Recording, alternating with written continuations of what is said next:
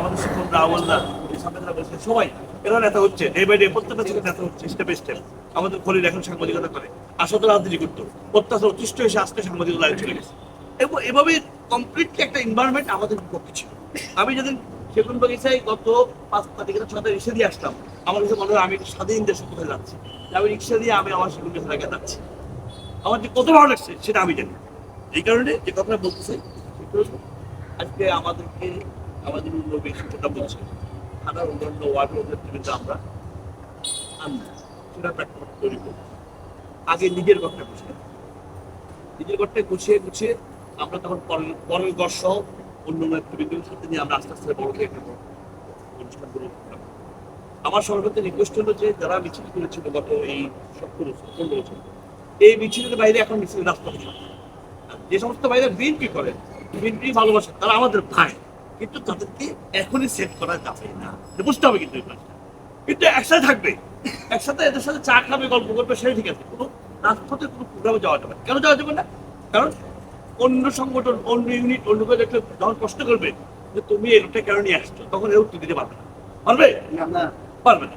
কিন্তু ভয়ে, পুলিশের ভয়ে আতঙ্কিত হয়ে অনেকে যাইতে পারেনি, দোষই কিছু না। কিন্তু আমি দূর দিচ্ছি কিন্তু এরা কিন্তু আমার ভাই, আমাদের দলের ছেলে, এরা কিন্তু পুলিশের ভয়ে, মামলার ভয়ে, কি বলে রুটিনের ভয়ে আতঙ্কিত ছিল। কিন্তু এরা সবাই বিএনপি, বিএনপি ভালোবাসে। আজকে আমার সামনে অনেক তোমার ছোট ভাই, বড় হয়েছিল, একটা ছিল ছোট ছোট ছিল, বড় হয়েছিল না, অনেকে বড় হয়ে গেছে। আমার কাছে ভালো লাগে যে আমি সেগুলো আসলে দেখি 10টা প্রস্তুত হয়ে গেছে। আরে আমার কাছে ভালো লাগতেছে, আমার ছোট ভাইরা বড় হয়ে গেছে, এটা আমার কাছে অনেক ভালো লাগে। আমি চাই আমার বাইরে আমার সাথে থাকবে, কিন্তু যেহেতু সময়ের প্রেক্ষাপটে সাহসের সঙ্গে অনেক কিছু মোকাবেলা করতে পারে নাই। কারণ পারিবারিক দৈন্যদশা থাকে, আর্থিক অবমানন থাকে, পরিবারের টানাপোড়েন থাকে।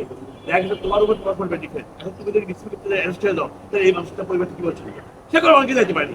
এটা দোষের কিছু না, আমি আবার বলছি এটা কোনো দোষ না। কিন্তু যে সমস্ত নেতৃত্ব রাজপথে ছিল, আন্দোলন সংগ্রামী ছিল, তাদেরকে অর্ডার করে তাদের পরামর্শ ক্রমে আস্তে আস্তে নিজের কার্যক্রম তৈরি করে নিজেকে প্রমাণ করতে হবে যে আমি আসলে সাচ্চা বিএনপির লোক ছিলাম, আমি সাচ্চা জাতীয় ছাত্র লোক ছিলাম, যুবর লোক ছিলাম, আমার নাকি প্রমাণ করে দিতে হবে। এই জন্য এখানেই বড় সমস্যা যে এখন যদি শিক্ষকরা, এখন যদি আব্দুল্লাহ, এখন যদি অন্য ইউনিটের কাউকে মিশিয়ে না দেখো যে আমার দেখতে পারে না, পছন্দ করে না, আসলে তা না।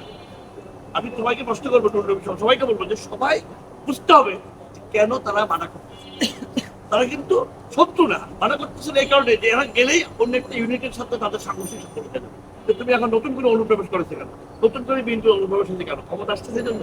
এই কথাগুলো যেন কোন নেতা না আসলে অ্যাটলিস্ট আমার কোনো যেন না আসে, আমার কোনো আসে। কিন্তু আমাদের প্রত্যেকটা ছেলেকে দিতে হবে, আবার বলছি কাউকে বাদ দেওয়া যাবে না। ইউনিটের নেতৃত্বকে বলবো কাউকে বাদ দেওয়া যাবে না। যারা সাতটা বিএনপি করতো, সাতটা আমাদের সমর্থক ছিল, আমাদের কর্মী ছিল, সবাইকে নিতে হবে। কিন্তু নেওয়ার প্রক্রিয়া নিতে হবে। আগে বসে চা খাবে, গল্প করবে, ঠিক আছে ভাই বসো, আমার মিছিল দিকে আসি, কথা হবে, করতে করতে করতে করতে পরীক্ষিত করে বিশ্বস্ত করে ওরা যদি কয় যে না এখন তাকে নেওয়া যাবে, তাইলে জিনিসটা সুন্দর হবে নাকি। এটা বল আমরা দেখতে পাচ্ছি যে আমার পাশে অনেক ইউনিটগুলোতে গত দুদিনে খেয়াল করছি নতুন অনুপ্রবেশ করতেছে। আমি একমাত্র যে আব্দুল সাক্ষী, সাক্ষী আছে, আবুল সাক্ষী, গত ওই দিন গুলিস্তানে আওয়ামী লীগের সাথে আমি অনেককে বলছি আপনি চলে যাবো। আজকে সকালে একজনকে আমি চেষ্টা করছি তুমি চলে যাও, অনেক মামলা কয়টা হয়েছে, আমি ছিলাম না, ছবি করি, ডকুমেন্ট করি, হ্যাঁ, তখন রাস্তায় বিব্রত চলে গেছে। তারপরে আন্দোলনের প্রেক্ষাপট এখনো কঠিন, কখন কি হবে না জানে। আমারও তো আমার ফলে চলে যাবে, আমারও তো আমার ফলে চলে যাবে, তার কারণে একটা পরীক্ষিত হোক।